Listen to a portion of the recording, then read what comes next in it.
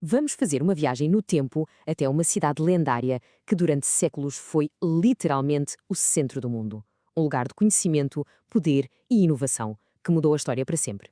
Imaginem só, por um momento, a cidade mais brilhante, mais avançada, o coração pulsante da civilização a ser completamente varrida do mapa. Parece ficção científica, mas isto esteve muito perto de acontecer. Pois é, Bagdade, durante uns impressionantes 500 anos, muito antes das cidades que conhecemos hoje sequer existirem, Bagdade era o farol do mundo. Mas como é que nasceu esta super cidade? O que é que a tornou tão especial? Ora bem, tudo começa por volta do ano 750. Uma nova dinastia, ou seja, uma nova família governante chamada Abássidas, chega ao poder. E eles precisavam de uma nova capital, um símbolo do seu poder, e decidiram construí-la a partir do zero. E agora, preparem-se, porque o que é mesmo impressionante é a velocidade disto. O califa Al-Mansur juntou milhares de trabalhadores e, em apenas 4 anos, ergueu uma das maiores cidades que o mundo já tinha visto. 4 anos. É incrível! E não era uma cidade qualquer, atenção. Bagdade foi planeada ao milímetro, com um design que era, ao mesmo tempo, uma obra de arte e uma fortaleza absolutamente genial. A lógica disto era incrível. Era um círculo perfeito. Bem no centro, claro, o poder, o palácio e a mesquita principal. À volta disso, um anel com o governo e o exército. E no anel exterior, a vida da cidade. As casas, as lojas, os mercados, tudo isto protegido por muralhas maciças. Era um design que gritava ordem e controlo. E a localização? Era simplesmente perfeita.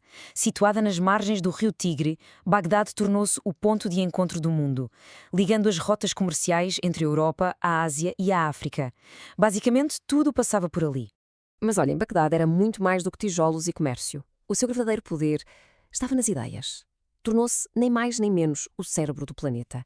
O coração deste cérebro era a chamada Casa da Sabedoria. Pensem nisto como a maior biblioteca e universidade do mundo daquela época, tudo junto no mesmo sítio. A missão era, uau, simples, mas super ambiciosa: juntar todo o conhecimento da humanidade. E para conseguir isso, o que é que eles fizeram? Enviaram académicos por todo o mundo para encontrar e trazer manuscritos. Textos de filosofia grega, matemática indiana, literatura persa, tudo era traduzido para árabe, salvando obras que, de outra forma, se calhar, teriam desaparecido para sempre. E sabem o que é que tornou toda esta explosão de conhecimento possível? Uma coisa tão simples: papel. Eles aprenderam a técnica com os chineses. Antes os livros eram feitos de pele de animal, o que era caríssimo e demorava imenso tempo. Com o papel, barato e rápido de produzir, os livros deixaram de ser um luxo. De repente, o conhecimento tornou-se acessível a muito mais gente. Ora, com tanto conhecimento a circular e tão fácil de partilhar, o que é que aconteceu? Uma autêntica explosão de descobertas. Vamos ver só algumas das ideias que nasceram aqui e que, acreditem, ainda hoje usamos. Por exemplo, a palavra que usamos hoje, álgebra, vem do trabalho de um académico de Bagdá, o Al-Khwarizmi. E foram eles também que popularizaram o uso do número zero, um conceito que veio revolucionar a matemática para sempre.